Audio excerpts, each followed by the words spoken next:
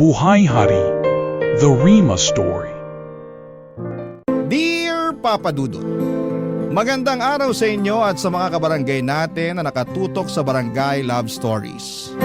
Isa ako sa mga libu-libo ninyong tagapakinig at panatiko ng inyong programa sa radyo.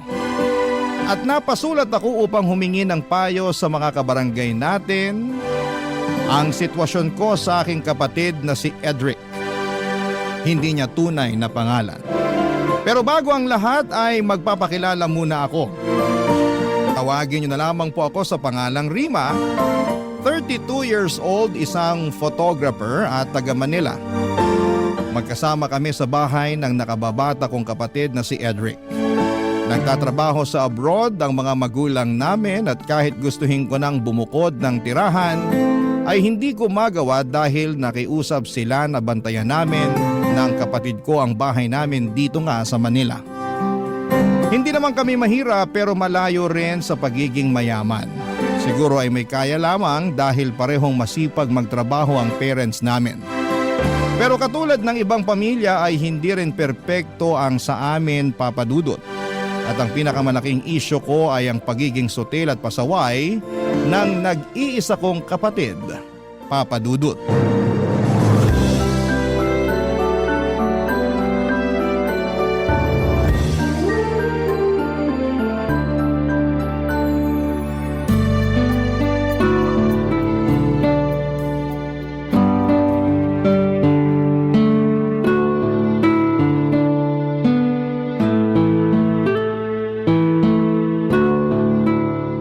Kainis naman tong engot kong kakampi.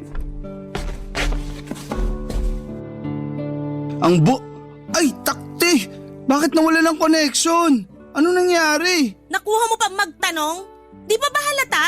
Pinatay ko yung wifi. Anak ng tokneneng naman, Ate Rima. Bakit mo ginawa yun? Kita mo naglalaro ako. Oo nga, nakikita ko. Pero naiirita ako sa'yo eh. Wala ka nang ginawa maghapon magdamag kundi maglaro. Pati ba naman paglalaro ko, issue sa'yo?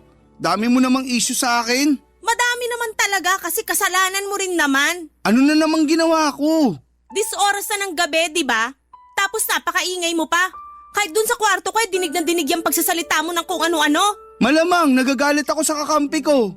Masyadong aanga-anga. Pero ngayon, sa'yo na ako nagagalit kasi masyado kang epal. At ako pa talaga ang epal? Sino pa nga ba? Alangan namang ako, ikaw ang nagpatay ng wifi kahit na naglalaro ako. Kung di ba naman epal tawag dun? Sige nga. Wag na wag mo ako matawag-tawag na epal, Edric ha? Ako pa rin ang ate sa ating dalawa. Hindi ko naman nakakalimutan yun. Pero para yatang masyado mo nang ginagamit ang pagiging ate mo sa ating dalawa. Bakit? Masama ba yon? Hindi, pero nakakainis na kasi. Lagi na lang, porke ate kita, ikaw na ang dapat masunod. Sino pa ba ang dapat masunod? Ako naman ang mas matanda sa ating dalawa. Yun na nga eh. Saka wag mong questionin ang pagiging ate ko kasi di naman ako pala utos sa'yo. Saka kung makapagsalita ka dyan, akala mo kung sino kang pinagbabawalan na gawin ang gusto mo ah. Ang hinihingi ko lang naman konting konsiderasyon, lalo na't gusto ko sana magpahinga. Pero di ko magawa kasi napakaingay mo. Bakit di ka na lang mag-earphone kung naiingayan ka pala sa akin? Bakit di mo na lang kaya i-zipper yung bunganga mo para di na maingay? Para namang pwede kong gawin yun. Pwede namang itikom mo pero pinipili mo lang na hindi gawin. Ay nako, parehong-pareho talaga kayo ni Lola na masyadong istrikta. Kung makaasta ka kasi parang di rin ako nakatira sa pamamahay na to. Hoy ate, ipapaalala ko lang sa'yo na hindi mo lang to bahay. Kina mama at papa to at anak din naman nila ako kaya may karapatan ako rito. Hoy Karen, saka sinabi ko ba na wala kang karapatan sa bahay natin? Pati si Lola na nananahimik na sa hukay at dinamay mo pa. Gusto mo bang bumangon yun doon tapos dalawin ka rito at kaltukan dahil sa mga katwiran mong baluktot? Huwag ka namang magsalita ng ganyan. Alam mo namang kinikilabutan ako eh. Kahit lola natin yun, kadiri pa rin. At nakakatakot na babangon siya sa hukay tapos dadalawin tayo rito. Anong tayo? Ikaw lang? Bakit ako lang? Kasi ikaw lang naman yung pasaway sa atin. Grabe ka naman. Ikaw ang mas grabe. Kung umasta ka, kala mo teenager ka pa rin 26 years old ka na. Nako.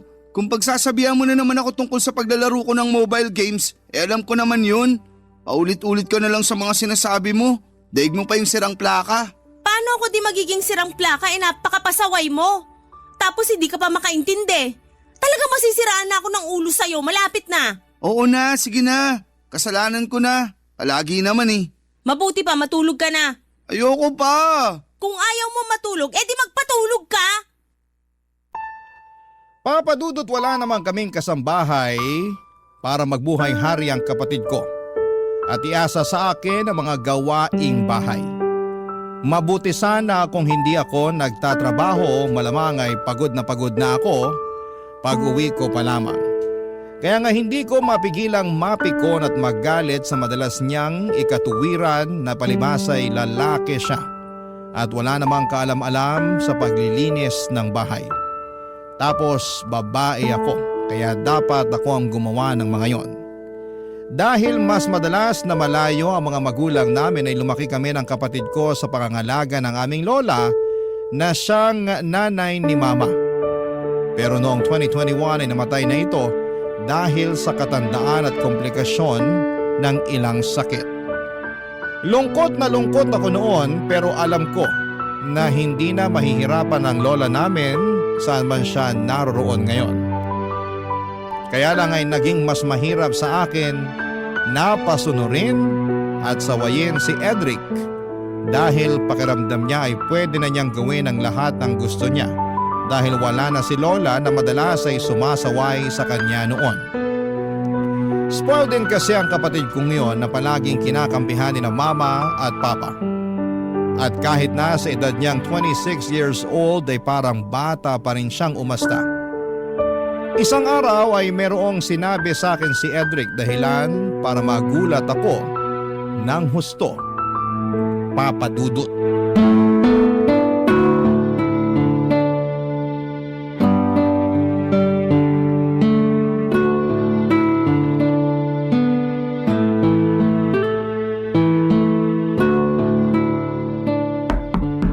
Bukas yan.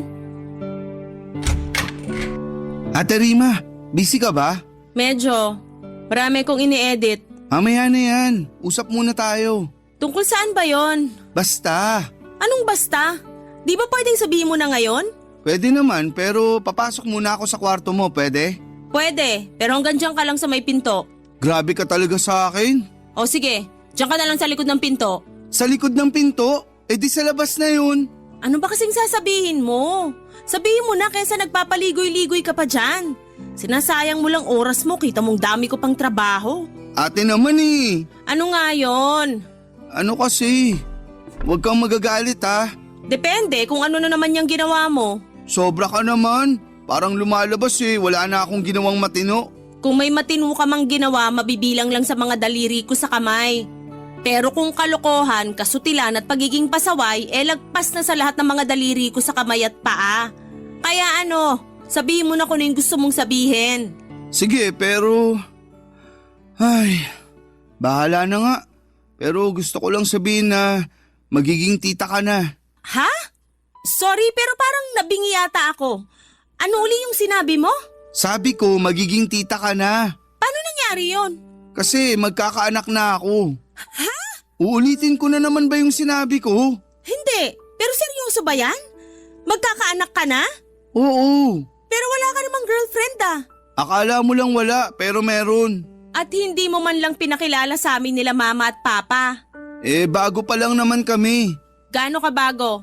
1 buwan. Tapos nabuntis mo na agad? Siyempre, magaling tong kapatid mo. Binida mo pa talaga yan eh, sigurado ka na ba dyan sa pinasok mo? Hindi naman sa pag-aano, no? Pero hindi biro-biro ang pagkakaroon ng anak. Alam ko naman yun. Tsaka feeling ko ready na naman ako para magkaanak. Ang tanda ko na kaya. Ayoko namang dumating yung punto na uugod-ugod na ako tapos tsaka pa lang ako magkakaanak. Kaya ikaw ate, mag-anak ka na rin. Sige ka. At bakit naman napunta sa akin ang usapan? Concerned lang naman ako sa matres mo kasi, di ba? Ganun yung mga babae. Habang tumatanda nahihirapan na magkaanak. Salamat sa concern mo sa matres ko pero ayos lang naman ako. Hindi ko pa gusto magkaanak kasi alam ko wala pa akong may papakain sa magiging baby ko. Grabe ka naman. May trabaho ka naman ah. Oo nga, pero di pa sapat ipon ko. Siyempre tutulungan ka ng magiging asawa mo nun. Pwede ba? Wag na nga natin pag-usapan ng tungkol sa akin. Yung tungkol sa'yo ang pag-usapan natin dito kasi nakakaloka lang na wala kang ang trabaho tapos nakuha mo pang mag-anak? Alam ko nasa tamang edad ka na pero sana alam mo yung responsibilidad na pinasok mo para sa magiging anak nyo. Siyempre, alam ko naman yun. Tsaka nandyan naman sina mama at papa eh. Pwede akong humingi ng tulong sa kanila pag di namin kinaya. Ay wow! Sa lagay sagutin pa pala nila mama at papa ang magiging anak nyo? Bakit hindi? Apo naman nila yung magiging anak ko. Buti sana kung hindi. Papa Dudut, alam ko naman na nasa tamang edad na ang kapatid ko para sa ganong bagay. Pero para sa akin ay wala pa siyang kakayahang magtaguyod ng pamilya. Kaya hindi ninyo ako masisisi kung nainis ako ng bahagya sa ibinalita niya sa akin. Sa huli, nalaman na rin ng parents namin ang nangyari at gano'n na lamang ang gulat ko dahil hindi man lang siya nasermonan ni na mama at papa. In fact, natuwa pa sila at excited dahil magkakaapo na raw sila. Sa kabilang banda ay napaisip ako kung ako lang ba talaga ang kontrabida sa pamilya namin dahil hindi ko kayang suportahan ang kaligayahan ng kapatid ko. Pero naisip ko rin naman na hindi ko siya hinahadlangan. Para saan hindi ba? Ang akin lang ay gusto ko siyang mag-mature at mas maging responsable. Lalo na at magkakaanak na siya. Dapat ay matuto na siyang tumayo sa sarili niyang mga paa at hindi na palaging palaasa, Papa Dudut. Barangay Love Stories. Barangay Love Stories. Papa Dudut, simula pagkabata ay si Edric na ang paborito ng mga magulang namin. Sinasabi lang nila na pareho nila kaming paborito dahil mga anak nila kami pero ramdam na ramdam ko na mas higit ang pagmamahal nila sa kapatid ko. Nung una ay kinakalungkot ko yon pero sa huli ginawa ko na lamang inspirasyon ang bagay na yon para tumayo sa sarili kong mga paa. Buti na lamang, sa aming dalawa ni Edric ay ako ang paborito ng lola namin. Sa pagpapatuloy ng sulat ko ay hindi ka nagtagal, ay pinakilala sa amin ni Edric ang babaeng nabuntis niya. Masasabi ko naman na mabait ito kaya naman pumabor sa kanila ang mga magulang namin. At kahit na nasa malayo ay binigay nila sa kapatid ko at sa girlfriend niya ang basbas nila upang maikasal. Oo, ikinasal sila sa huwes at sa pag-uwi na lang daw ng mga magulang namin gaganapin ang kasal sa simbahan. Sa bahay namin tumira si Edric at ang asawa niya at sa loob ng 6 na buwan ay pinakisamahan ko sila ng maayos, Papa Dudut.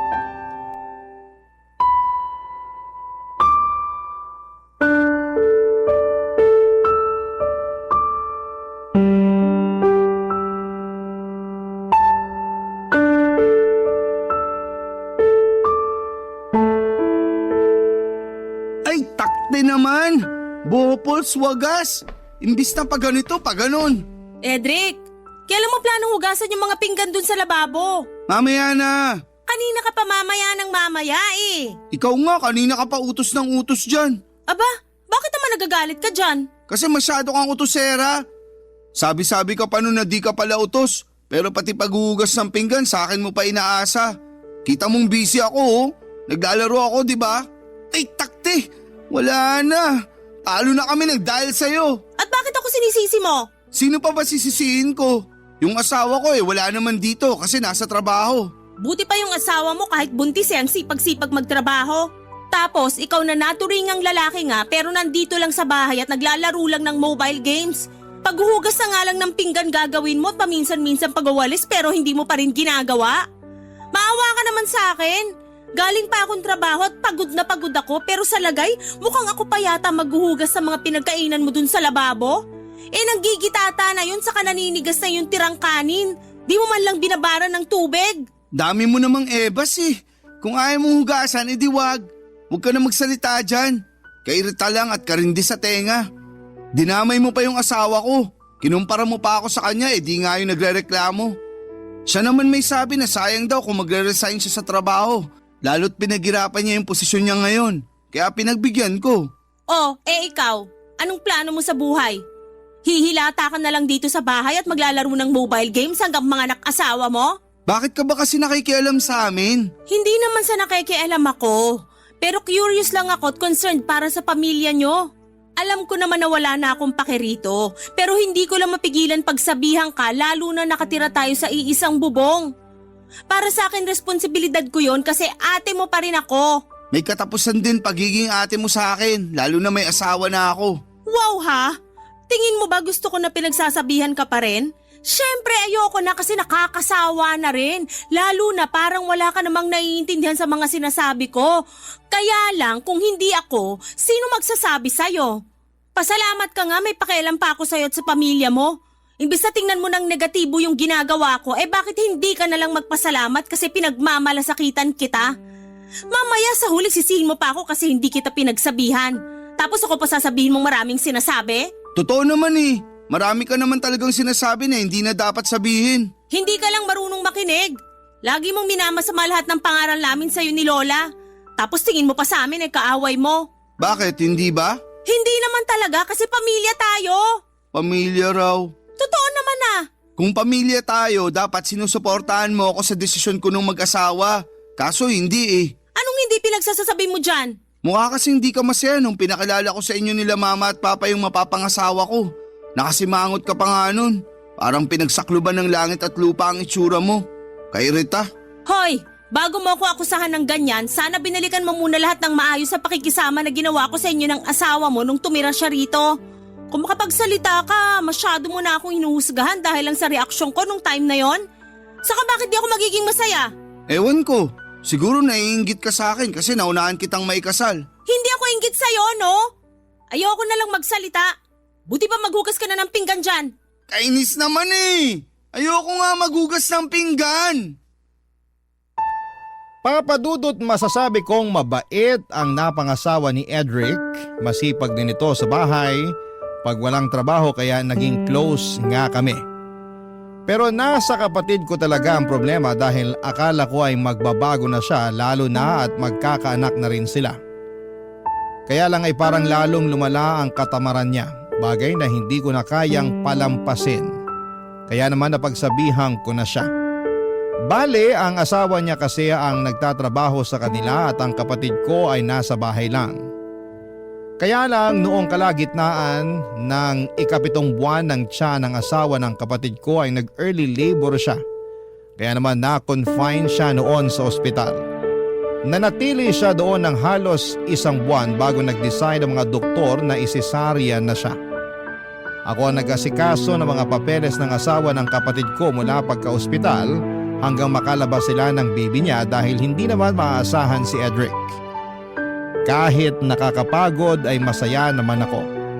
Lalo noong ligtas na silang nakauwi na sa bahay namin. Mabilis na nagdaan ng 6 na buwan ang kapatid ko ang naatasang mag-alaga sa anak nila habang nagtatrabaho ang asawa niya. Kaya lang ay meron palang ginawang kalokohan si Edric. Dahilan para magkalamat ang relasyon nila ng asawa niya. Nagkaroon kasi siya ng kabit bagay na kinagalit ko ng husto. Pero dahil likas na mabait ang asawa niya ay mas pinili na lamang nitong makipaghiwalay ng landas sa kapatid ko kasama ang kanilang anak. Makaraan lang ang 1 buwan ay dinala ni Edric sa bahay namin ang kabit niya at ipinakilala pa sa akin, Papa Dudut.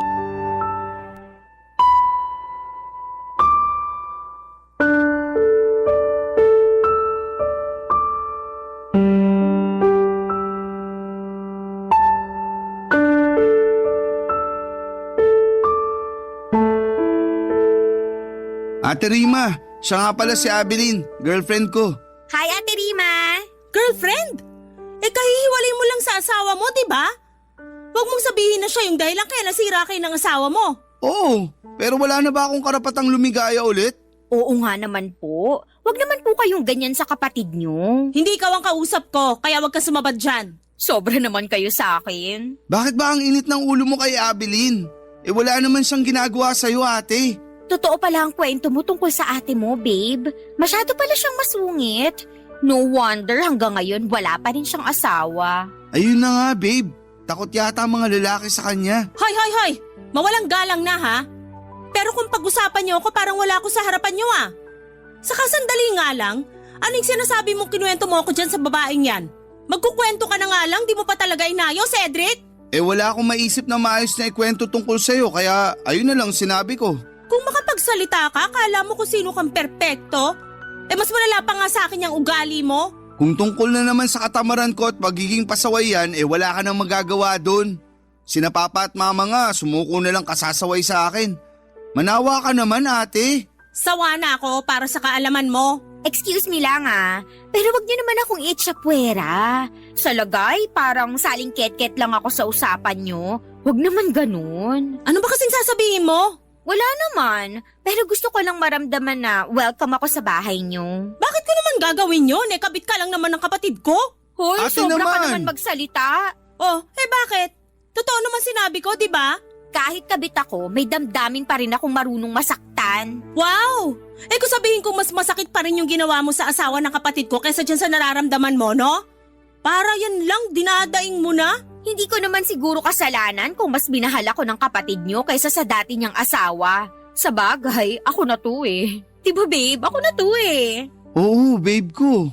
Ay, nako, napaka-ilusyonada. Tama na nga ang pagsasalita mo ng ganyan sa girlfriend ko. Kung di mo kayang tanggapin si Abeline, sana respetuhin mo na lang siya. Marunong ako rumispeto sa taong karespe-respeto. Naku talaga naman, napaka-kontrabida mo talaga sa buhay ko kahit kailan. Ako pa ang kontrabida? Nakakabwisit mga desisyon mo sa buhay? Tapos walang hiya ka rin sa part na sinama mo pa talaga rito sa pamamahay natin yung kabit mo para ipakilala sa akin. Saka umuhugot ng tapang, ha? Inborn na sa akin yun. Pati kapal ng mukha, inborn na rin sa'yo eh. Pareho kayo ng babaeng yan, oh. Oh, bakit naman ako nadamay bigla? Di ba ayaw mo nang neetsupuera? Ayan, dinamay na kita para wala ka nang masabi dyan. Grabe ka na talaga sa akin, Ate Rima. Huwag mo nga ako maate-ate dyan.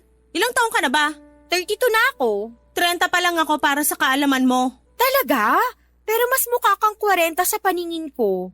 Tapos ako tingin sa akin ni Baby 22. Diba babe ko? Oo, babe ko. Sabi sa'yo eh. Papadudot, sobra ang galit ko sa aking kapatid dahil sa kakapalan ng mukha niya nang sinama niya sa bahay at pinakilala sa akin ang kabit niya.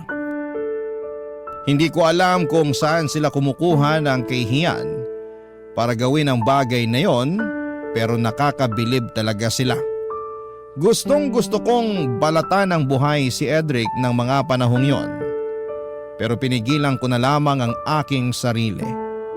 Sa uli wala na rin akong magawa lalo at sinabi ng parents ko na hayaan na lang daw si Edric at ang bago niyang karelasyon na tumira sa bahay namin.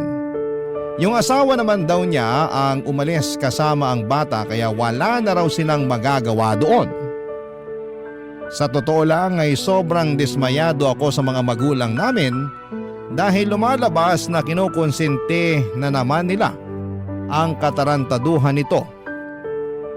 Grabe, papadudot ang ginagawa ng kapatid ko at para sa kanila ay wala lang.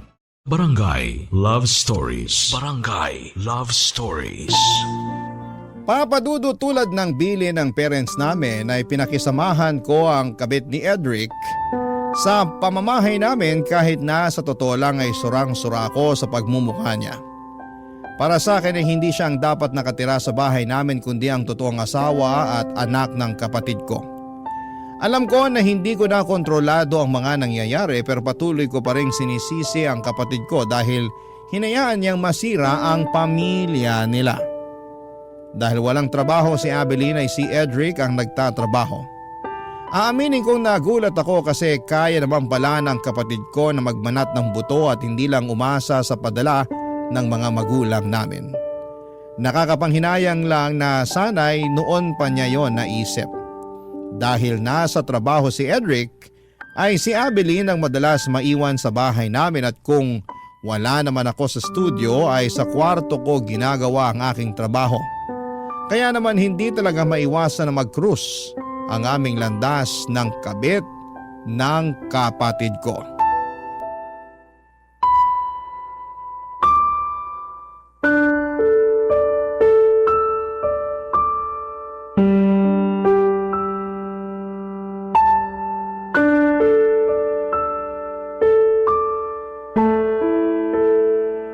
Ate Rima, pwede bang mag-request ng ulam mamaya? Kasi nagsasawa na ako sa purong isda. Ganun ba kayo rito sa bahay? Wala bang karne naman? Lapit na ako magkakaliskis at buntot oh. Ay wow! Ikaw pa talaga na walang ambag sa pagtira rito sa bahay ang malakas sa loob mag-request ng ulam? Sobra ka naman sa walang ambag. Totoo naman eh. Kaming lahat dito, pati na rin mga magulang namin ay nagtatrabaho. Ikaw lang ang buhay reyna rito. Bagay talaga kayo ng kapatid ko kasi nagbuhay-hari rin niya nun sa dati niyang asawa eh. Balita ko nga yung asawa ni Babe ang nagtatrabaho at hindi siya. Pero di yun uubra sa akin dahil gusto ko may provider's mindset ang lalaki. Para naman may pambubuhay siya sa amin ng magiging anak namin. Yun ang ideal man ko. Kung yan palang ideal man mo, sana sinama mo na rin doon na hindi pamilyado yung lalaking makakarelasyon mo. Hindi ko naman siguro kasalanan na single ang pakilala sa akin ni Edric noon. Tapos nagkagustuhan na lang kami. Huli na nung inamin niya na may asawa at anak na pala siya.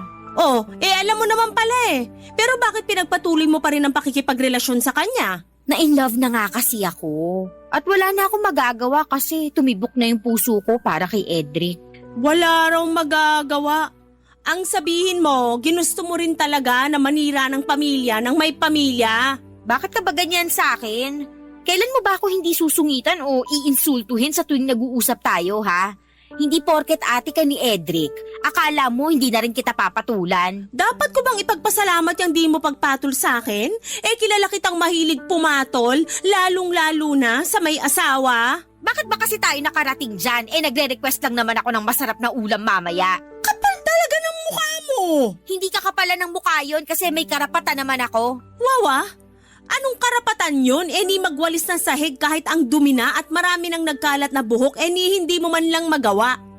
Puro ka na lang higa, hilata at panay ka rin cellphone. Sa umaga di mo man lang mapaglutuan ng almusal yung kapatid ko kaya laging gutom bago pumasok ng trabaho. Di mo rin siya mahandaan ng pananghalian kasi tirik na ang araw pero naghihili ka pa sa higaan. Sinubukan ko naman ipagluto ng almusal si Edric, kaso nasunog ko lang yung itlog sa bacon kaya hindi niya na nakain. Tapos nung pinabaunan ko siya ng pananghalian, nagreklamo siyang hilaw daw yung kanin. Kaya ending, nag-order na lang siya ng makakain niya online. Simula nun, sinabi ko sa sarili ko na hindi na ako makikialam sa kusina niyo. Kaya pala pati paghuhugas ng pinggan ng mga pinagkainan nyo naman hindi mo pa magawa? Ano ba ako rito? Katulong nyo? Tagaluto ng pagkain nyo, tagahugas sa mga pinagkainan nyo? Kasi kung oo, sobra namang kakapal ng mukha nyo. Huwag ka nang magalit. Pamilya naman tayo, di ba? Excuse me? Hindi tayo pamilya para sa kaalaman mo. Kahit kailan, hindi mo mapapalitan ang posisyon ng asawa ni Edric sa pamamahay na to. At kahit kailan, hindi kita ituturing na kaano-ano. Mangilabot ka nga sa pinagsasasabi mo. Alam mo, ayaw din naman kitang maging pamilya eh. Mamaya, mahawa pa ako sa kasungitan mo, di maaga naman akong tumanda at pumangit niyan. Sinasabi mo bang mukha ko matanda at pangit? Ay, hindi lang mukha kasi matanda ka na talaga sa kapangit.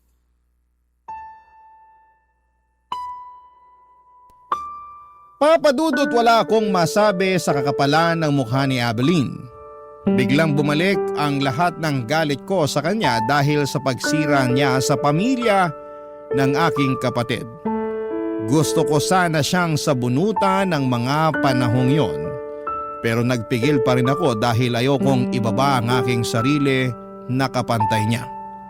Alam ko na maling magtanim ng galit sa isang tao pero hindi ninyo ako masisisi kung bakit ko nararamdaman yon ng mga panahong yon.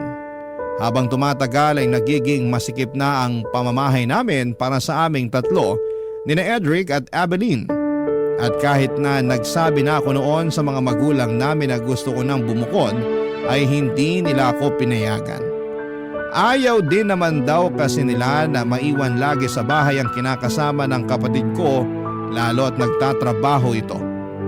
Wala akong nagawa sa pakiusap ng parents namin kundi ang sundin sila. Mabilis na lumipas ang isang taon, Papadudot.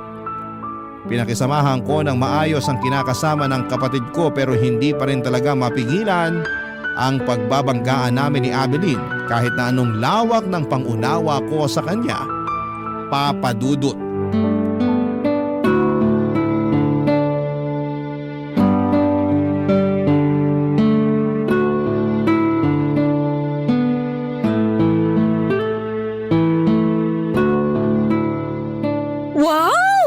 ganda naman ng damit na to.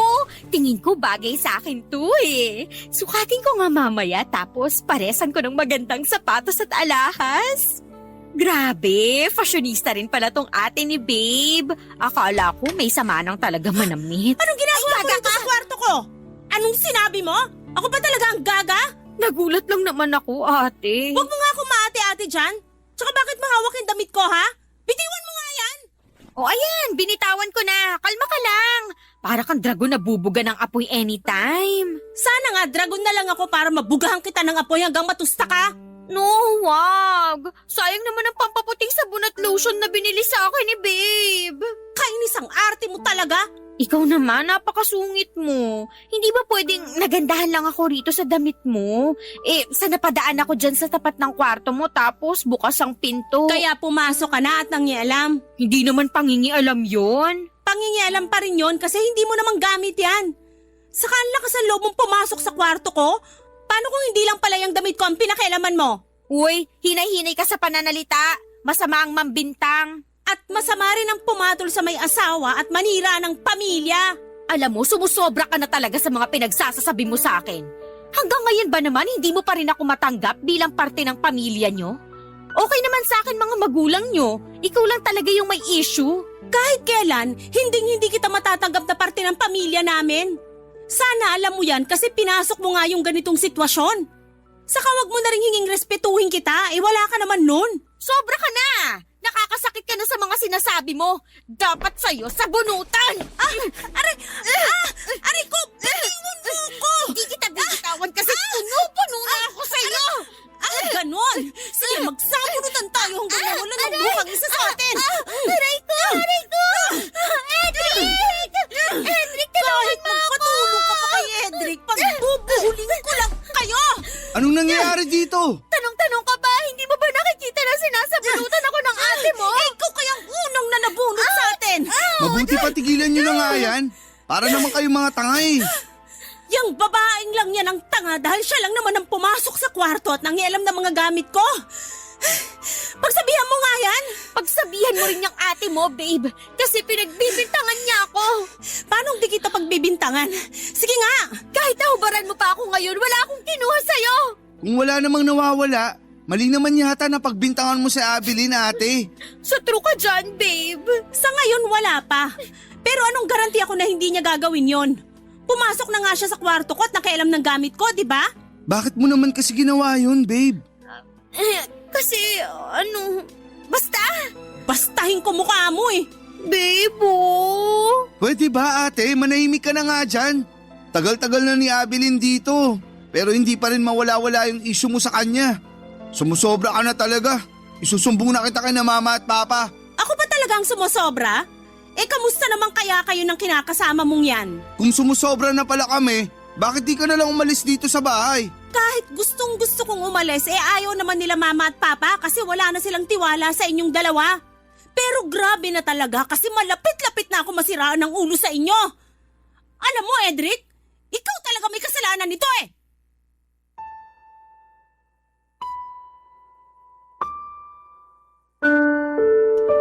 Papadudod sobrang sama ng loob ko sa kapatid ko at sa kinakasama niya ng mga panahong yon. Hindi ko na sila mapakisamahan at nasusura na ako sa mga pagmumukha nila. At kahit na gustuhin ko mang umalis ay hindi ko magawa dahil ayaw kong payagan ng magulang ko. Sinubukan ko naman na tanggapin si Abilene sa pamilya namin pero hindi ko talaga kaya. At hindi ko na alam kung ano ang gagawin ko.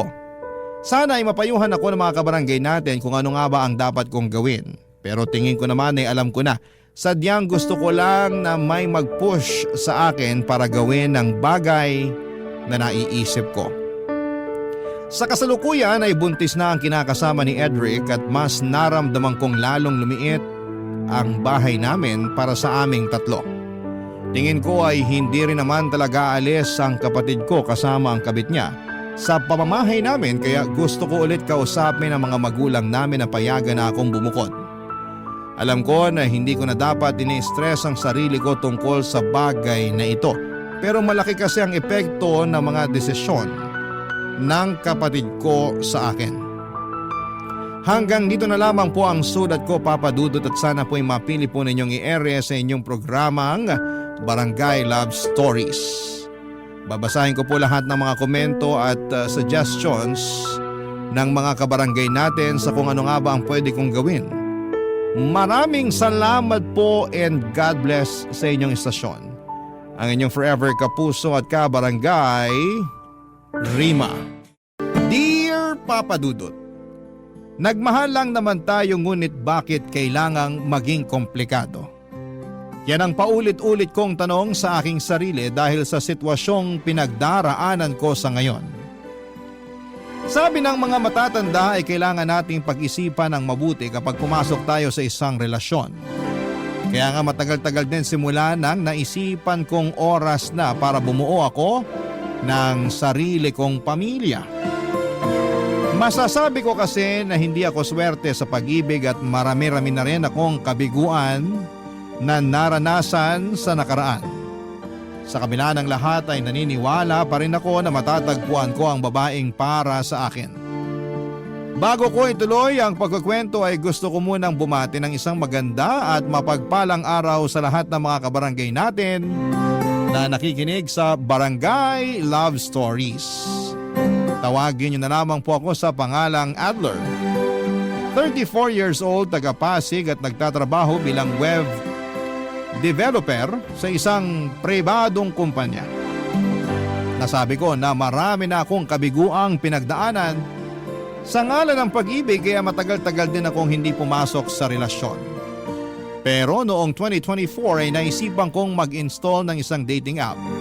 At doon ko nakilala ang isang babae na papangalanan ko na lamang na Livia. Pagkalipas ng isang linggong pag-uusap ay nag-decide kaming lumabas at magkita na, Papa Dudut.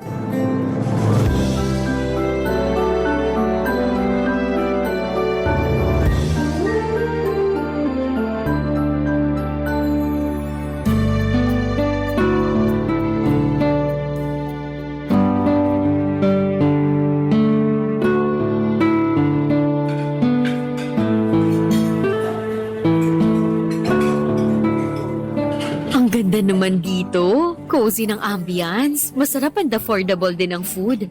Malakas ang aircon at hindi crowded. In fairness, ang galing mong humanap ng date spot.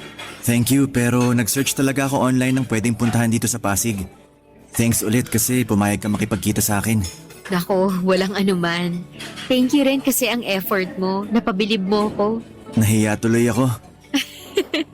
Huwag ka na mahiya. Ako lang naman to. Kung ganon, isa ka palang teacher? Tatanungin ko pa lang sana kung paano mo nalaman eh. Nakalimutan ko naka-uniform pala ako. Galing din kasi ako sa school. Kaya nga mas na-appreciate ko na pumayag ka makipagkita sa akin. Kahit na masyadong busy ang schedule mo. Bakit naman hindi? Maayos ka namang kausap. Saka gusto ko rin naman lumabas-labas gawa ng malapit na akong masiraan ng ulo sa pagtuturo. Kahit pala mahal mong isang bagay, dumarating pa rin yung punto na mapapagod ka. Burnout yata ang tawag doon, basta? Oo, totoo rin naman yan. Kaya thank you kasi niyaya mo kung makipagkita sa'yo. Walang anuman. Alam mo, naging masaya talaga ako nitong mga nakaraang araw na kausap ka. Bukod kasi sa may sense ka, mature ka rin. Bagay na hanap ko sa isang lalaki. Dami ko na rin kasing nakausap sa dating app na yon, pero puro isip bata. Tapos literal na mas bata pa sa akin, ayoko naman mag-alaga ng ganun. Buti sana kung anak ko sila, hindi naman. Sarili ko ang anak, hindi ko naaalagaan. May anak ka? Meron. At yun nga yung gusto kong sabihin sa'yo pag nagkita na tayo. May anak na akong lalaki. Bale, 14 years old na siya pero hindi nakatira sa akin kasi iniwan ko siya sa nanay ko nun sa probinsya. Maaga kasi ako nabuntis pero may pangarap pa ako makapagtapos ng pag-aaral. Kaya mula sa probinsya namin, naglakas loob ako lumuwas sa Manila nung nangailangan ng mananahay ang tiyahin ko sa patahian niya. Ura-urada yun pagkapanganak ko. Kumusta naman yung anak mo? Okay naman siya, pero may plano na nga akong kunin at dito na pag-aralin. Siyempre, lumalaki na rin yung anak kong yun at gusto ko naman siyang alagaan, lalo mahina na rin ang nanay ko. Tama rin naman yung desisyon mo, lalo anak mo siya. Oo, Kaya nga sinabi ko na sa'yo, para magkaroon ka pa ng panahon na pag-isipan kung gusto mo pa bang ipagpatuloy yung kung ano mang meron tayo sa ngayon. Kung gusto mong mag-level up, ganun, kasi syempre nasa dating app tayo, di ba? Ibig sabihin, naghahanap tayo ng partner. Pero kung ayaw mo naman, kasi nga may anak na ako, maiintindihan ko naman. Ayos lang din sa akin kung pagkakaibigan na lang ang may bibigay mo. Hindi ko na rin naman mababago ang nakaraan ko. Na-appreciate ko na sinabi mo yung tungkol sa anak mo. Pero hindi ko muna masasagot yung tanong mo kung gusto ko pa bang ipagpatuloy yung kung anong meron tayo. Pwede mo ba akong bigyan ng ilang araw para makapag-decide? Oo naman, wala yun. Go ka lang. Naiintindihan kita kasi kung ako yung nasa posisyon mo, hihingi rin ako ng ilang araw para makapag-decide. Hindi naman masama yun, lalo na naniniwala ako na gawain yun ng mga matatanda. Grabe naman sa matatanda. Oh, bakit? Hindi ba? I mean, mga adult, mga mature person, ganun. Alam ko naman ang ibig mong sabihin. Binibiro lang kita. Ay nako, may ganyan ka palang ugali. Akala ko seryoso ka lang, marunong ka rin palang magbiro. Marunong naman talaga, pero mas madalas nga lang na seryoso. Di bale, masaya naman ako makilalang iba mo pang ugali.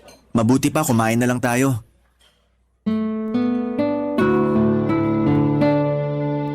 Papadudot aminin ko na nagulat ako sa ipinagtapat sa akin ni Livia at bahagyang hindi nakaimik kaagad. Pero na-appreciate ko ng husto ang pagsasabi niya sa akin ng katotohanan at pagbibigay sa akin ng panahon upang pag-isipan kung gusto ko pang magpatuloy sa aming relasyon. Wala namang kaso sa kanya kung umayaw ako dahil tama rin naman siya nang sabihin niyang hindi na niya mababago ang kanyang nakaraan. Kung ilalarawan ko si Livia, masasabi kong maganda siya, mabait at kuwela. Ang dami niyang kwento, halos hindi nga maubusan kaya na-enjoy ko ng husto ang pagkikita naming yon. At kahit na nakakapanibago dahil noon lang ulit ako may kinitang tao, ay pakiramdam ko ay matagal na kaming magkakilala ni Livia. Siya kasi yung tipo na hindi ka maiilang kasama. Kumbaga ay komportable lang dahil marunong siyang makibagay at magaling magdala ng usapan. Sa pagpapatuloy ng sulat ko tulad ng sinabi ni Livia ay pinag-isipan ko kung gusto ko pa bang mag-level up sa aming relasyon. Yun bang higit pa sa pagkakaibigan ng turingan namin sa isa't isa? Makalipas ang 2 linggo ay nakapag-decide ako na handa naman akong tanggapin ang anak niya at ituring na parang sa akin lalo na at nahulog na rin ako ng gusto kay Livia. Hindi nagtagal ay niligawan ko siya, Papa Dudut. Naging kami at niyaya ko na sila ng anak niyang tumira sa bahay ko.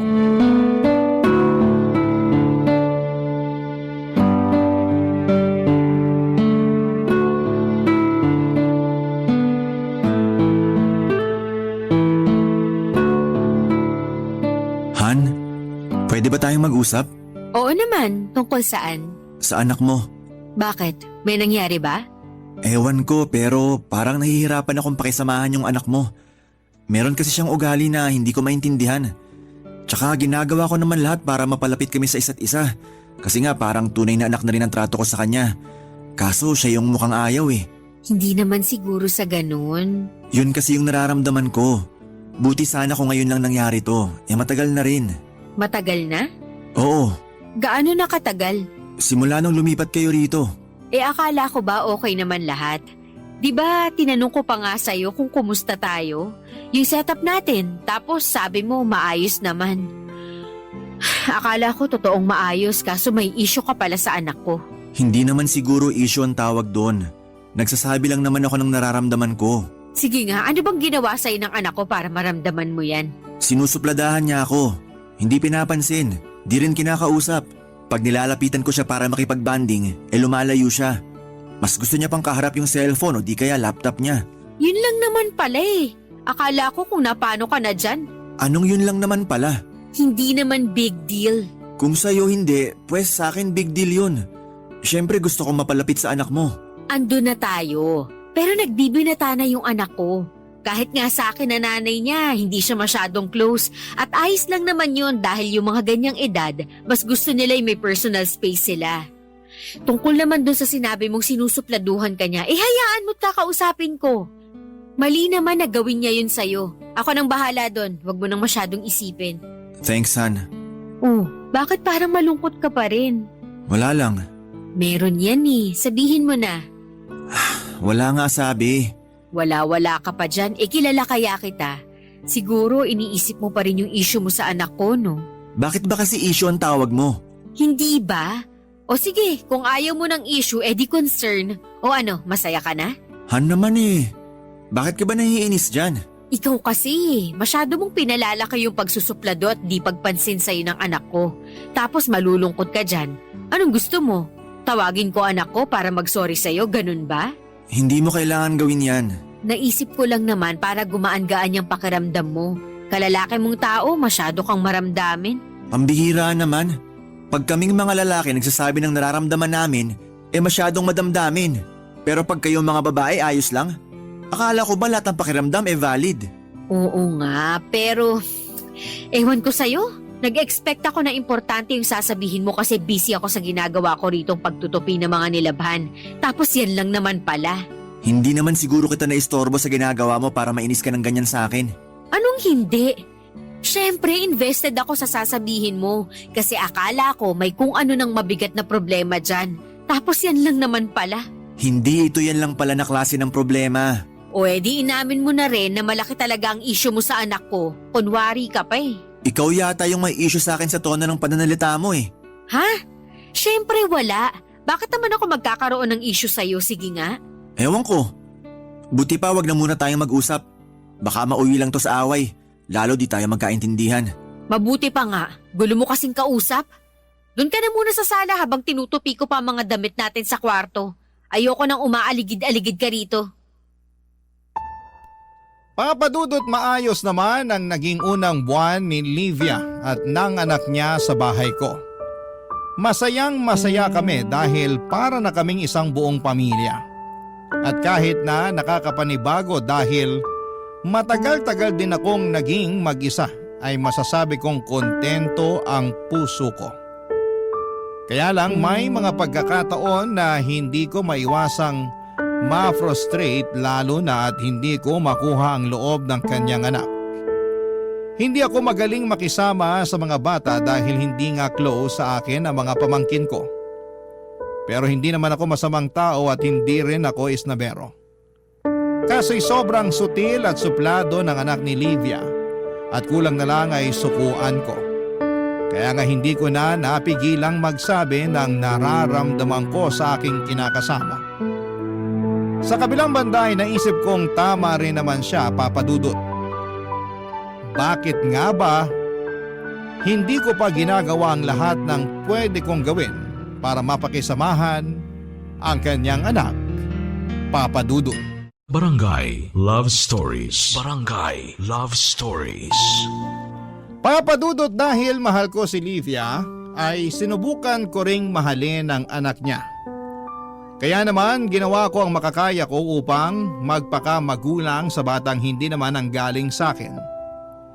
Noong mga panahong yon, bago kami nagsama sa isang bubong ng girlfriend ko ay nagtatrabaho siya bilang teacher sa isang pampublikong paaralan.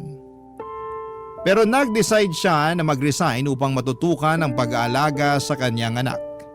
Simula nang kunin niya ito sa magulang niya. Gusto raw kasi niyang bumawi sa mga panahong hindi niya ito nakasamang lumaki. Bagay na hindi ko naman tinutulan dahil kaya ko naman silang buhaying mag-ina. Kaya nga nagpakaasawa at tatay ako sa maliit naming pamilya ni Livia at masaya naman ako sa sitwasyon naming yon. Pero nakarinig ako ng mga komento mula sa aking malalapit na kaibigan nung binanggit ko ang tungkol sa setup namin ni Livia. Karamihan sa kanila ay napapatanong kung bakit ako pumayag. Pero wala naman akong naisip na dahilan bakit hindi. Sa kabilang banda ay hindi ko pinayagan na makaapekto sa akin ang mga sinabi nila. Dahil buhay ko naman ito at nasa tamang edad na ako upang mag-decide para sa amin ng kinakasama ko.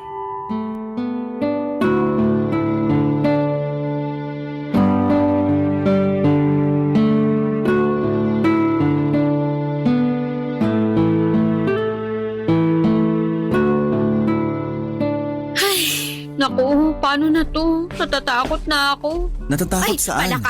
nakakagulat ka naman, Han. Sorry, pero ano ba kasi yung kinatatakutan mo? Meron ba akong sinabi? Oo, ngayon lang at narinig ko. Naku, wala yun. Hayaan mo na. Han, may pera ka ba dyan? Ha? Bakit? Anong bakit? Siyempre, ipambibili ko ng grocery dito sa bahay. Paubos na yung ulam natin eh. Tapos kaunti na lang din yung bigas. Akala ko na grocery ka na. Di ba binigyan na kita ng pera nung nakaraan? Oo nga, pero kulang yun. Paanong kulang sa Bakit ba ang dami mong tanong? Hindi ba pwedeng magbigay ka na lang? Para rin naman sa atin yun. Hindi naman sa ganon.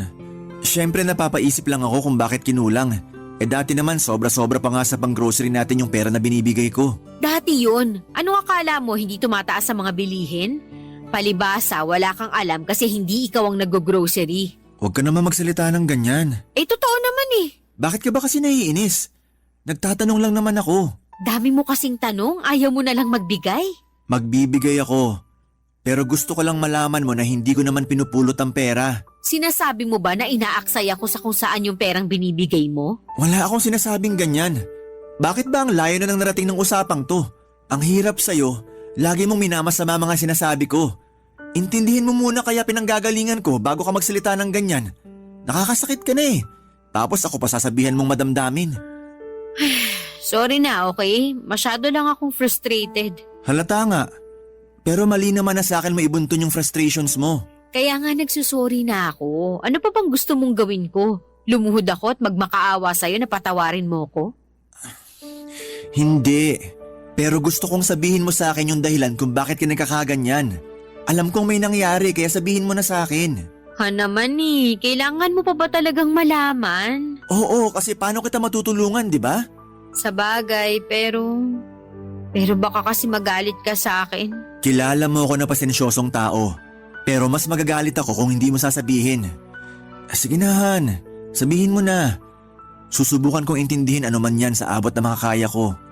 Ang totoo kasi, kaya nagkulang yung budget natin kasi pinambayad ko ng utang yung kalahati dun sa perang binigay mo. Ayaw ko naman sanang gastusin dun kaso wala na akong pera eh. Saka tinatakot na nila ako na kailangan ko na raw magbayad dahil kung hindi, idedemanda nila ako. Kaya napilitan ako tapos ngayon nagfa-follow up ulit sila. Akala yata ng mga tukmol na yun marami akong pera. Sandali. Utang saan? Sa kakilala ko, hiniram ko yun nung may trabaho pa ako. Binabayaran ko naman kaso nga nawalan ako ng trabaho, di ba? Pero bakit ngayon mo lang sinabi sa akin ang tungkol sa bagay na yan? Wala lang, saka sabi ko nga nababayaran ko naman noon. Kaso ngayon na-delay na. Hindi rin naman lahat kailangan mong malaman. Yun lang ba yung utang mo? Ang totoo, meron pa akong ibang utang. Han naman! Huwag ka nang magalit sa akin. Inutang ko naman yun nung hindi pa tayo magkakilala eh. Mali ko lang, hindi ko na-anticipate na hindi ko pala lahat mababayaran. Mahirap talagang bayaran kung maraming pinagkakautangan mo. Wala namang masama kung umutang ka eh. Pero isa-isa lang. Akala ko ba hindi ka magagalit sa akin? Hindi naman ako galit pero… Hindi nga galit pero hinuhusgahan mo naman ako. Ay nako, lahat na lang talaga may sinasabi ka. Ewan ko sa'yo, Han.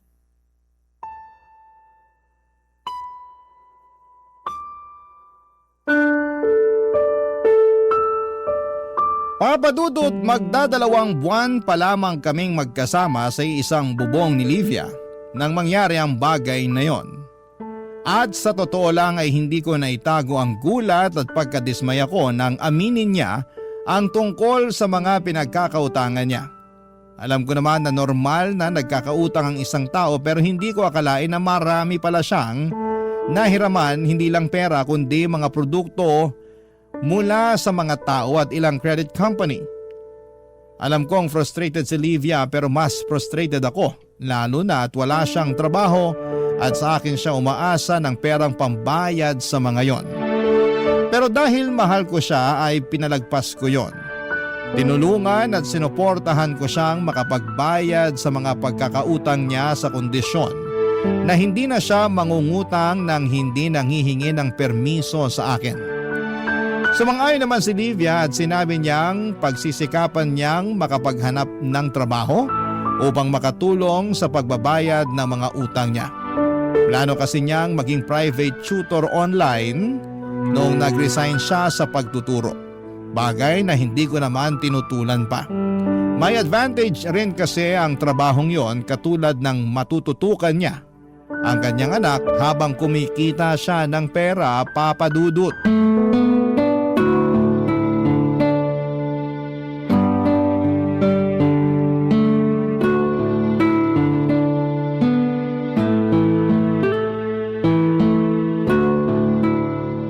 Han, nakakainggit naman yung kaibigan ko sa Facebook. Bakit? Kasi nakapagbakasyon sila ng pamilya niya doon sa Maldives. Grabe, ang ganda-ganda pala doon, no? Base sa mga picture at video na nakita ko at napanood ko tungkol sa Maldives, oo, maganda nga doon. Sana balang araw makapagbakasyon din tayo doon. Nako, siguradong mahal ang biyahe papunta doon. Hindi naman masamang mangarap eh. Saka pangarap ko talaga makapag-beach. Marami namang magagandang beach resort dito sa atin.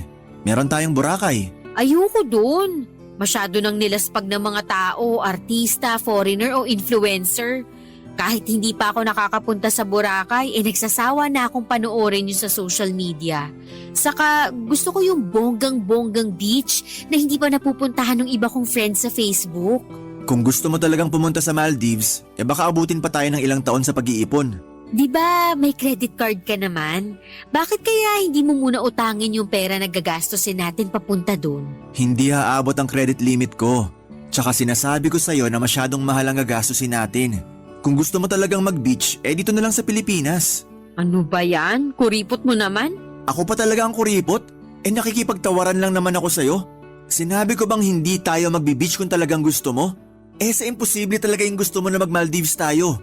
Di mo ba yun naiintindihan? Naiintindihan naman, lalo ikaw lang ang may trabaho sa ating dalawa tapos may mga utang pa akong binabayaran mo rin. Ayan naman pala Tapos gusto mo pa ako mangutang para lang pambakasyon natin. Parang hindi naman yata wais yun, Han. Malulubog tayo niyan Sorry na.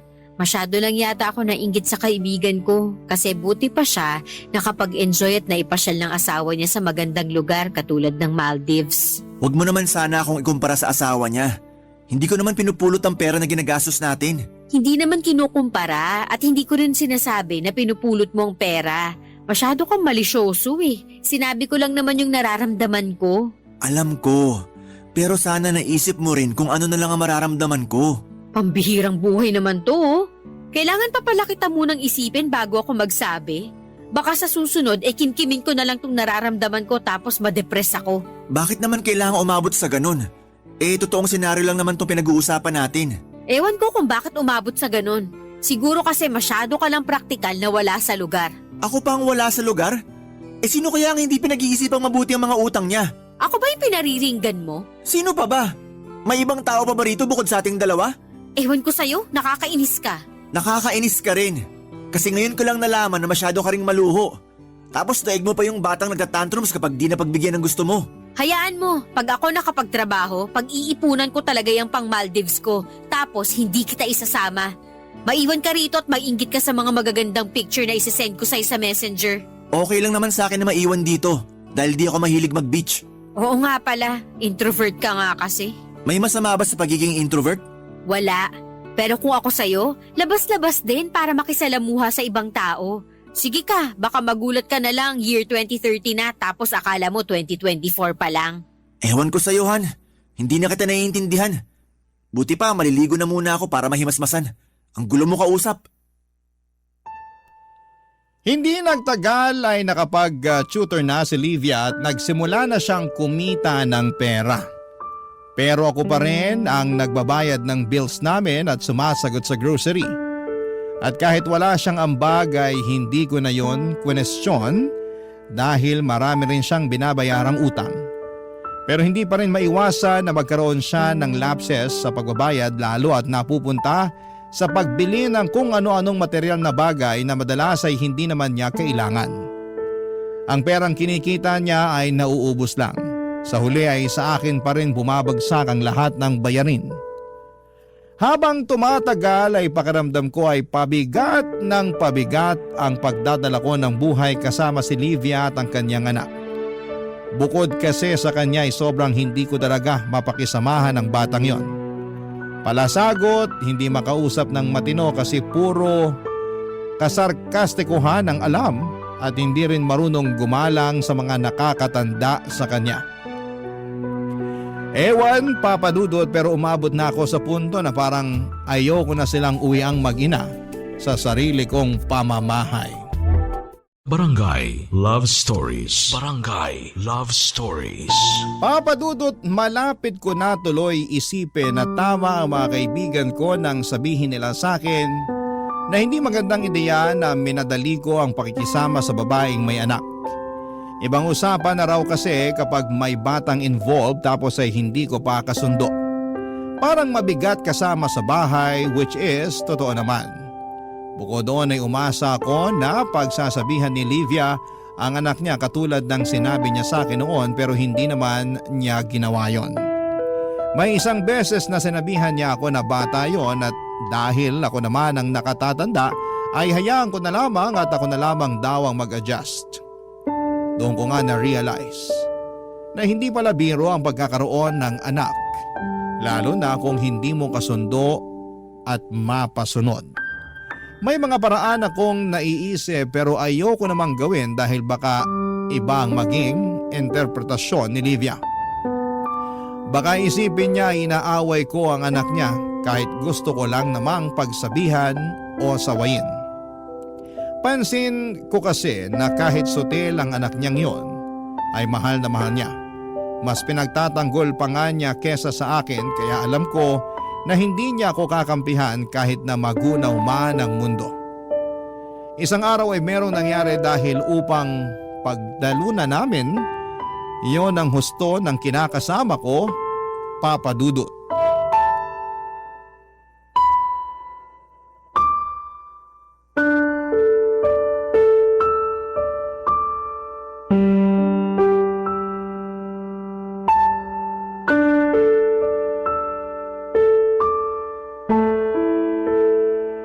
Ang babaw naman ng mga magulang na yun.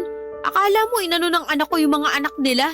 Nananakot pa na ipapabarangay kami kung hindi ako mangangako na pagsasabihan ko ang anak ko. Kaloka? Hindi naman din kasi tama yung ginawa ng anak mo sa mga anak nila, Han. Ha? Anong hindi tama? Hindi tama na mambuli ng kapwa mo estudyante. Maling-mali yun. Kaya tama lang na pagsabihan mo ang anak mo para matuto at di na niya gawin ulit. Bakit ganyan ka magsalita? Lumalabas na kinakampihan mo pa yung ibang tao kaysa sa amin ng anak ko Hindi naman yata patas yun, Adler. Hindi naman sa ganun yun. Ganun na rin yun. Ayan ka na naman eh. Minamasama mo na naman sinasabi ko. Paano hindi ko mamasamain sobra ka magsalita sa anak ko? Sa lagay, pinalalabas mo pati na rin ng mga magulang ng mga batang nakaaway ng anak ko na daig niya pa yung kriminal sa ginawa niya. Bakit? Pumatay ba siya ng tao? Nagnakaw ba siya? Nanggulang ba siya? Hindi naman, di ba? Pero nambuli siya. At alam mo dapat bilang teacher na masama ang pambubuli. Paano na lang kung anak mong ginanon? Sa tingin mo matutuwa ka? Siyempre hindi. O, sa'yo na mismo nang galing na hindi rin pala. Oo, pero hindi ko na paaabutin sa principal yung issue. Sa lagay, hahayaan mo lang yung anak mo na binubuli? Pambihira. Ano mang klaseng pag-iisip yan? Basta, galit ako sa'yo kasi imbis na kami ng anak ko ang kampihan mo, ibang tao pa talaga pinagtatanggol mo. Hindi ko naman sila pinagtatanggol. Pero mali nga kasi ang ginawa ng anak mo. O di mali na kung mali. Wala namang pinapanganak na perpekto Kahit ikaw hindi ka naman perpekto. Di ko naman sinabi na perpekto ako. Pero at least alam ko ang tama at mali. At mali naman bully ng kapwa mo. Kaya dapat pagsabihan mo yung anak mo, Han. Sinasabi mo ba na nagkukulang ako sa anak ko bilang nanay? Hindi, pero... Hindi ka nang hindi yan yung tinutumbok ng usapang to. Bakit kasi di mo muna intindihin yung mga sinasabi ko bago ka magalit dyan? Ang hirap mo kausap, masyadong sarado yung pag-iisip mo. Magulang ka pero kinukonsinti mo yung mali. Sa bagay, hinahayaan mo nga lang na basusin ako ng anak mo sa sarili kong pamamahay, di ba? Paano na kaya yung ibang tao? Ano na naman ba yung mga sinasabi mo? Yung totoo lang naman. Pwede ba? Huwag mo nga isali ang sarili mo rito. Hindi ko lang mapigilan kasi nakikita ko na yung realidad. Kung hindi ako kayang respetuhin ng anak mo rito sa loob ng bahay ko, paano niya re-respetuhin ng ibang tao sa labas? Sa tingin mo ba mabuti na kalakihan niya yon? Baka pag tumagal-tagal pa na ganyan ang ugali niya baka maging sakit mo na siya sa ulo. Ginagawa ko naman lahat na makakaya ko para mapagsabihan yung anak ko. Huwag mo naman agad siyang husgahan na magiging sakit ng ulo paglaki niya. Hindi ko siya hinuhusgahan, pero sinasabi ko lang sa'yo yung pwedeng mangyari. Huwag mo kasi masyadong konsentihin ng anak mo, lalo mali na yung ginagawa niya. Bilang magulang, dapat pangaralan mo siya at turuang rumespeto sa kanyang kapwa. Responsibilidad mo rin yun sa anak mo. At hindi lang yung pagtatrabaho para mapakain siya at maibili ng pangangailangan niyang tungkulin mo bilang kanyang magulang. Sana naman maintindihan mo yung bagay na yon. At huwag mo masamain ang pagsasabi ko. Dahil nagmamalasakit lang ako.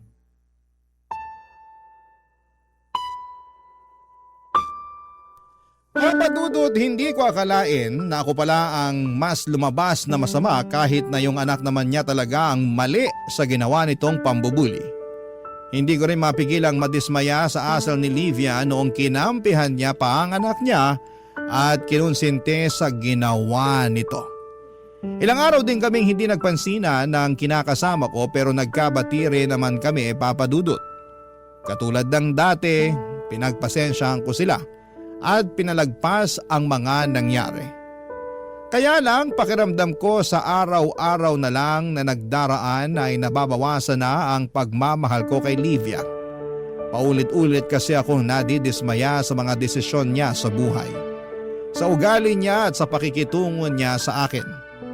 Isama niyo pa yung anak niya na kay bata-bata pa pero napaka-barumbado na. Isang beses nagsuggest ako na ipa-counseling niya ang kanyang anak pero na-offend si Livia. At sinabihan ako ng pagalit na hindi raw baliw ang anak niya para gawin ang mga bagay na yon. Nasabi ko na lang tuloy sa sarili ko na suko na ako at gusto ko na lamang kumawala sa aming relasyon. Papadudot.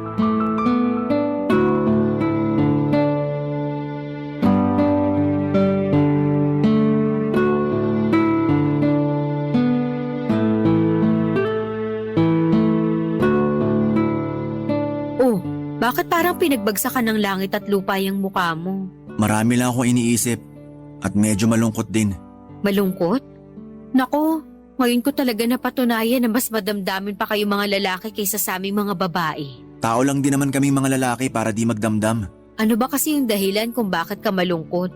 Saka ano yung mga iniisip mo? Mapagkakakitaan ba yan? Pera na lang ba talagang mahalaga sa'yo? Hindi, pero mahalaga naman kasi ang pera. Ewan ko sa'yo, Han. Parang hirap na akong intindihin ka kasi di mo naman ako maintindihan. Paano kita maiintindihan hindi mo naman sinasabi ko anong iniisip mo? O kung meron nga ba talaga para malaman ko? Para lang sa kaalaman mo, hindi ako manghuhula. Gusto mo talagang malaman? Oo, sabihin mo. Iniisip ko lang naman na gusto ko na makipaghiwalay sa'yo. Ano? Anong ano? Bakit mo biglang naisip yan? Bakit mo gusto makipaghiwalay sa akin, ha? Kasi pagod na ako. Pagod na akong pakisamahan kayo ng anak mo. Ano ba kasing ginawa namin ng anak ko sa'yo, ha? Bakit bigla ka na lang napagod ginagawa naman namin lahat para maging okay tayo, di ba? Oo nga. Ginagawa mo kasi sabi ko. Kapag di ko naman sinasabi, wala kang ginagawa Madalas minamasama mo pa yung mga sinasabi ko. Saan na lang ako lulugar niyan? Sige nga. Parang ang unfair naman na bigla mong gusto makipaghiwalay ng dahil sa bagay na pwede naman nating pag-usapan at ayusin. Pinag-uusapan naman natin, di ba? Pero palagi na lang ba ako yung mag-iisip ng pwede nating gawin para mag-workout ang relasyon natin? Kasi kung oo, gusto ko lang din malaman mo na napapagod na rin ako. Buti sana kung sinusunod mo lahat ng mga sinasabi ko. Karamihan dun binabaliwala mo. Bakit? Kasi di naman tayo kasal kaya parang wala akong karapatan magsalita sa pamamahay na to? Na hindi ko naman totoong anak yung anak mo kaya di ko pwedeng pagsabihin at itama? Kasi kung yun lang naman din ang tingin mo sa akin, mas mabuti pa nga na maghiwalay na tayo. Unfair na kung unfair, pero wala na akong pakialam. Please, Adler, huwag mo naman akong hiwalayan. Hindi mo na ba ako mahal? Hindi mo na ba kami mahal ng anak ko? Mahal ko kayo, pero napapagod na nga ako. Hindi ko na alam kung anong tamang gawin. Kaya ang naisip mong solusyon yung pakikipaghiwalay? Oo. Pues dyan ka nagkakamali. Kung mahal mo ako, hindi mo kami bibitawan ng anak ko. Nangako ka sa amin no na tatanggapin mo kaming mag-ina, di ba? Tinanggap ko naman kayo ah. Pinatira ko kayo sa bahay ko. Tinuring kong parang tunay na anak ang anak mo. Nangarap din ako na balang araw, mapapakasalan kita. Yun naman pala eh. Kaya bakit ka makikipaghiwalay? Pagod ka lang naman. Pwede pang mawala yan. Tapos marirealize mo na hindi ka makipaghiwalay sa akin. Hindi ko lang naman to naisip ng isang beses. Maraming beses ko na itong pinag-isipan bago ko sinabi sa'yo. Kaya nga desididong-desidido na ako. Pag-isipan mo pa ulit kahit isang beses. Parang awa mo na. Huwag mo kong hiwalayan. Wala na kaming mapupuntahan ng anak ko pag umalis kami rito sa bahay mo. Alam mo namang hindi sapat yung mga kinikita ko para makapagsimula kami ulit, di ba? Tapos, nagbabayad pa ako ng mga utang ko. Sana lang kami pupulutin yan. Kawawa naman kami. Hindi ko na siguro problema ang bagay na yan. Lalo ginawa ko naman ang lahat para maging maayos ang pagsasama natin bilang pamilya. Kaya nga ako naman ang gagawa ng paraan. Huwag mo lang akong hiwalayan. Huwag mo lang kaming paalisin ng anak ko. Aminado naman ako na nagkulang din ako sa iyo eh. Sa atin kasi mas nananaig yung ugali ko, yung pride ko, kaysa intindihin yung mga pangangailangan mo. Kaya pangako ko sa iyo na magbabago na ako at pagsasabihan ko na rin yung anak ko. Gagawin kong lahat para maging mabuti na bata siya. Bigyan mo lang ako ng isa pang pagkakataon. Nakikiusap ako sa iyo.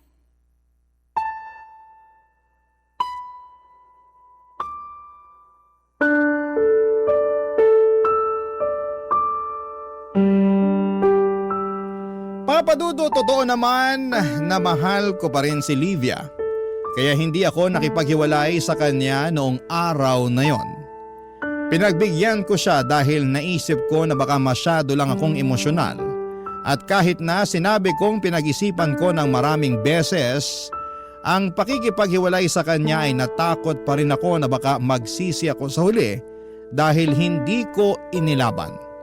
Kaya nga sinabi ko sa kanya na pumayag akong bigyan siya ng isa pang pagkakataon, bagay na pinagpasalamat niya ng husto sa akin. Ginawa ko rin ang lahat para kalimutan ang mga atraso sa akin ang kinakasama ko nang sa ganon ay makapagsimula kami ulit pero ako na lang siguro ang may problema. Ewan pero hindi na ako masaya. Ang totoo ay meron na akong ibang babaeng nagugustuhan. Single siya at walang sabit kaya nga tuluyan nang naubos ang natitira kong pagmamahal kay Livia. Gustong gusto ko nang makipaghiwalay sa kanya pero naaawa ko sa pwedeng mangyari sa kanila ng anak niya sakaling umalis sila sa poder ko. Pero alam ko na hindi ko naman sila responsibilidad.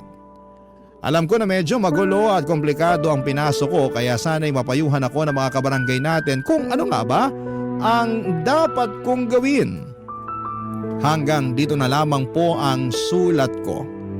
Maraming salamat po Papa Dudut sakaling mapili po ninyong basahin sa radyo and more power and God bless sa Barangay Love Stories. Ang inyong forever kapuso at kabarangay, Adler.